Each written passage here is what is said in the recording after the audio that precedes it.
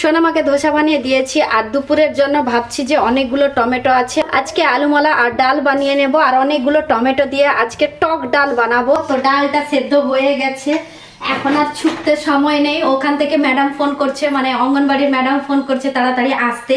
তো অল্প নাস্তা করে নিয়েই যাব এখন স্কুলে। এলেই মানে একটা সময় যখন খেতে দেয় বাচ্চাদেরকে তখনই এসে ডালটা ছুকে নিয়ে আমিও দুপুরবেলা ভাত খেয়ে নিয়ে আবার যাব। Hello friends, welcome back to my channel Shivani lifestyle. Good morning সবাইকে। তোমরা সবাই কেমন আছো? আশা করি তোমরা সবাই ভালো আছো। আমরা মোটামুটি ভাবে ভালো আছি। সোনামা আর ওর বাবা দুজনেই ভালো আছে। আমার শরীরটা ভীষণ খারাপ, তো ভীষণ খারাপ শরীর, তার সত্ত্বেও হেসে হেসে কথা বলছি। তো বলছি তোমাদেরকে দিলে গিয়ে বুঝতে পারবে। তো কয়েকদিন ধরে যে সোনামার স্কুলে ইন্ডিপেন্ডেন্স ডে এর জন্য যে ডান্স শেখাতে যাচ্ছি, তো সেই জন্য পুরো শরীরটাই ব্যথা জানো তো। এমনি তো আমার নাচের প্র্যাকটিস নেই জানো তো।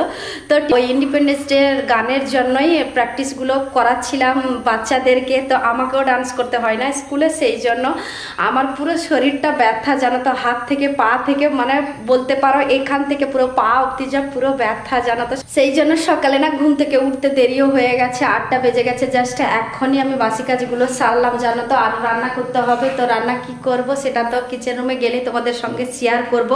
আজকে কত তারিখ হয়ে গেল বলো তো? আজকে 13 তারিখ হয়ে গেল, 14-15 মানে আরও দুদিন বাকি আছে। মানে আজকে আর কালকে যেতে তো হবে, প্লাস 15 তারিখে গার্জেনদেরকে ডেকেছে। তো 15ই আগস্টের দিনে তো যেতেই হবে, তাই না? তো সবাই আসবে, তার সাথে সাথে আমার সোনামার সঙ্গে আমিও যাব।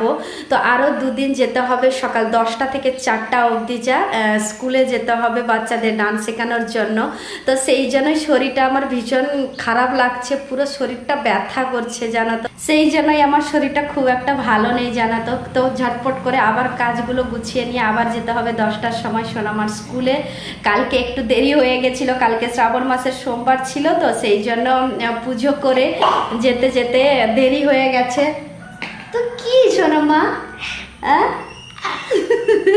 শুধু চিকবে, ঘুম থেকে উঠলে না ওর চিক হয় জানো তো। আর জ্যাকেটটা পরেছিল, জ্যাকেটটা খুলে ফেলেছে, গরম লাগছিল বলে সেই জন্য খুলে ফেলেছে।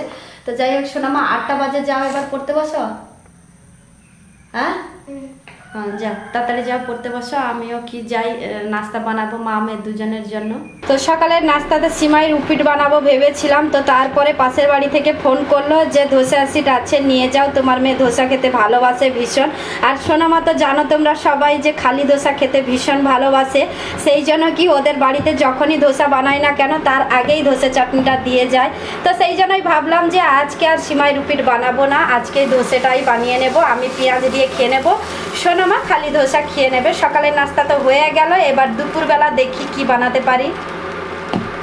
সোনামাকে ধোসা বানিয়ে দিয়েছি আর দুপুরের জন্য ভাবছি যে অনেকগুলো টমেটো আছে, আজকে আলুমলা আর ডাল বানিয়ে নেব। আর অনেকগুলো টমেটো দিয়ে আজকে টক ডাল বানাবো। তো যাই হোক, এমনিতেই অলরেডি কেটে নিয়েছি কতগুলো টমেটো দেখো ধোসা বানাতে বানাতে।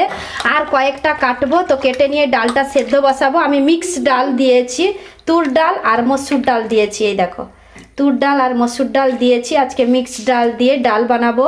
তো সোনামা স্কুলে চলে গেছে নাস্তা করে, আমিও তারপরে জলটা ভরে নিয়ে স্নান করে পুজো করে নিয়েছি। নাস্তা এখনই করিনি, করব। তো ডালটা সেদ্ধ হয়ে গেছে, এখন আর ছুটতে সময় নেই। ওখান থেকে ম্যাডাম ফোন করছে, মানে অঙ্গনবাড়ির ম্যাডাম ফোন করছে তাড়াতাড়ি আসতে।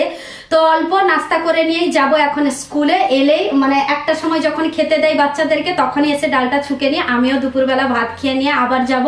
4টার সময় দিলে আবার আসবো স্কুল থেকে। তো যাই হোক, আজকের ব্লগটা এই পর্যন্ত। তোমাদের যদি ভালো লেগে থাকে তাহলে তোমরা লাইক করবে, কমেন্ট করবে, শেয়ার করবে, সাবস্ক্রাইব অবশ্যই করবে। যারা আমার চ্যানেলে নতুন আছো প্লিজ তারা সাবস্ক্রাইব করে আমাকে সাপোর্ট করো। সবাই ভালো থেকো, সুস্থ থেকো। আবার কালকে নতুন একটা ব্লগ নিয়ে তোমাদের সামনে চলে আসবো। বাই।